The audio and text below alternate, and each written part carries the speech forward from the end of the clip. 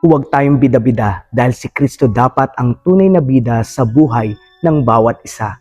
Halina't maging bless. Ako po si Father Aris Olan at ito ang Palaman ng Buhay. Ang pagninilayan po natin ngayong araw na ito ay mula sa Ebanghelyo ni San Juan, chapter 1, verses 19 to 20. Ang mga pinuno ng mga Hudyo sa Jerusalem ay nagsugo ng mga pari at levita upang itanong kay Juan kung sino nga ba siya.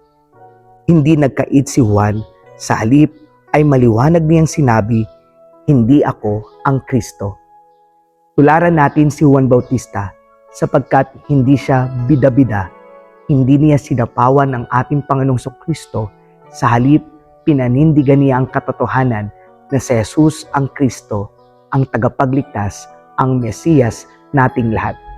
Kaya naman inaanyayahan tayo ngayon na anuman ang ginawa nating kabutihan sa ating kapwa, naglilingkod man tayo sa simbahan, o di kaya naman ay tayo'y nagsisikap na sumunod sa kalooban ng Diyos, sana ang lahat ng papuri, parangal at pasasalamat ay hindi mapunta sa atin, kundi mapunta ang lahat ng ito sa ating Panginoong Kristo.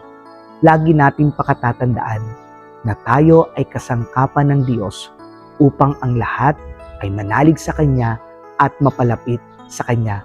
Kaya huwag tayong bida-bida, huwag nating sasapawan ang ating Panginoong Kristo.